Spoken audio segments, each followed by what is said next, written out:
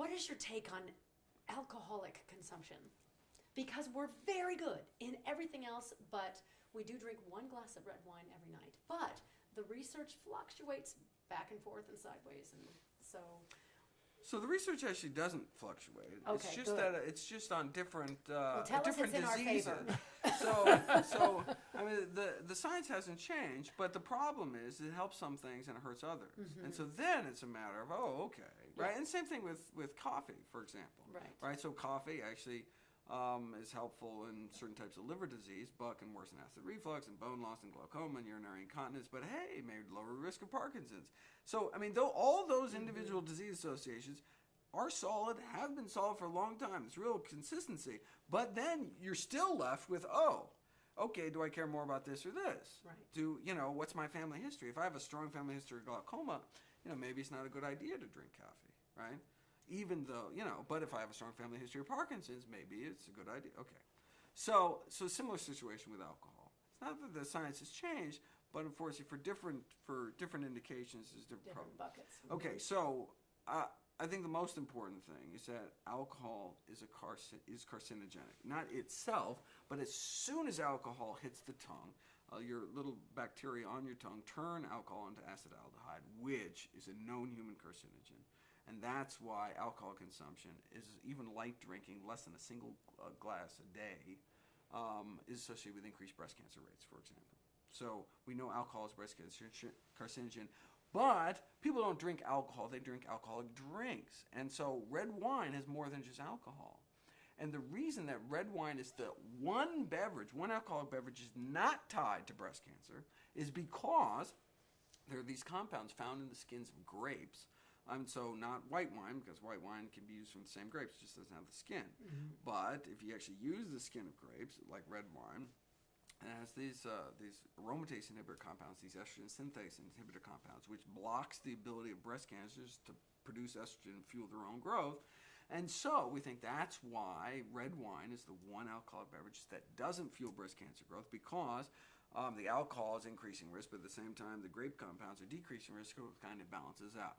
Now, you could legitimately say, hey, okay, but why not get benefits without the risk by eating Concord grapes instead? I think that's a very legitimate criticism.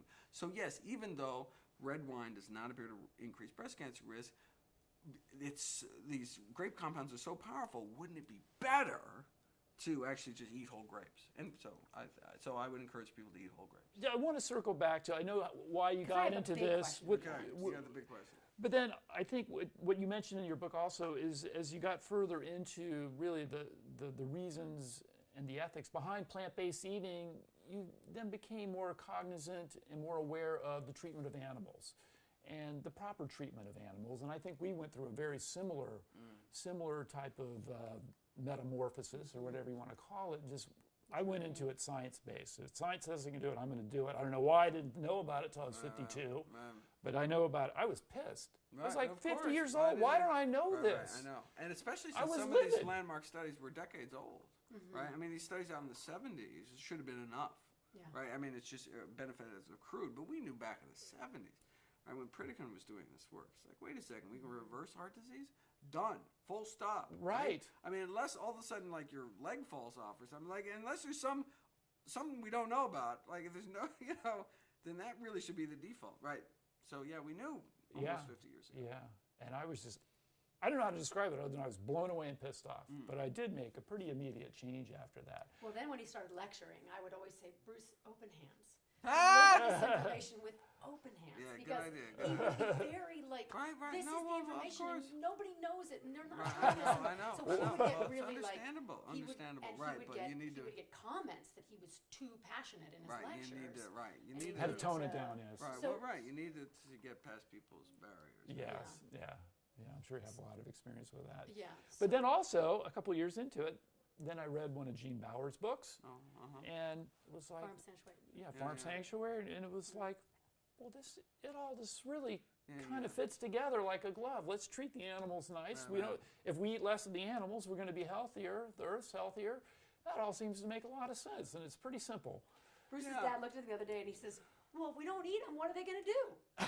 They're going to take over. I know, right? It was the funniest chicken. Well, what if Right. There's just these, right. They're just, right. And the irony is that, we've so kind of genetically manipulated turkeys, for example, that they can't even naturally mate. Yeah. Literally, like they're so breast heavy that they physically can't mate anymore. It's like they're all gonna take. We have to kill them, otherwise they're gonna like take over. It's right? It's like they can't even reproduce on their own. We have to artificially inseminate 100% of the turkey. with a turkey baster? With the turkey. I think that's your joke.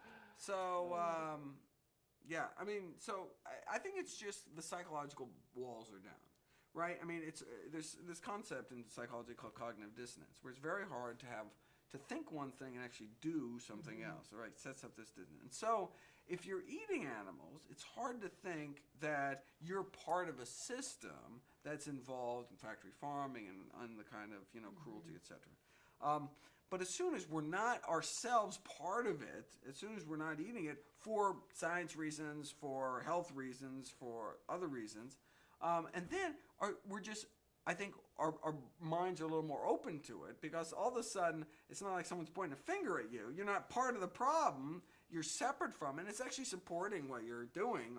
We all like to think we're doing something right, and so then we're open to read, to watch a documentary we wouldn't have watched before, to watch footage that we wouldn't have saw before, and just really, and then we're like, wow, this is right, this is messed up. And then you hear about the global warming implications, and you're like, wow, I mean, this is really a powerful tool that I may not have even known about had not my grandma went through this horrible health crisis.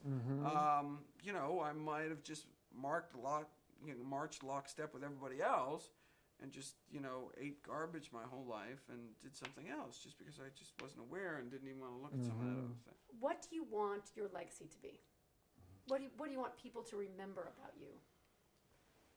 I want to be remembered as someone who was able to bridge that gap between the peer-reviewed scientific literature and kind of the public sphere. I mean, so, for decades, there's just been this mountain of evidence sitting there gathering dust just because there's no corporate budget driving its promotion out to the public. And so it was just there, but it was behind paywalls or too esoteric, or you just couldn't read it because it was all medical technicalese kind of thing. And so it's just a matter of someone waiting to come along and just make that bridge. Here's the science, and you're just getting it out to the public. And as a medical student myself, I wanted that tool. I mean, and it just didn't exist. And I was figuring, well, if no one's going to do it, I'll have to do it myself. And so that's how it really all started. And now it's, we're reaching millions of people, which just shows that people are hungry for knowledge on how to better take care of themselves and their family. Well, we thank you for being so generous with your time and your Yes. talent, and we admire you very, very much. So thank you happy to so help much out. for being on bruceandmindy.com from me. Keep up the good work All yourself. right. Thanks a lot.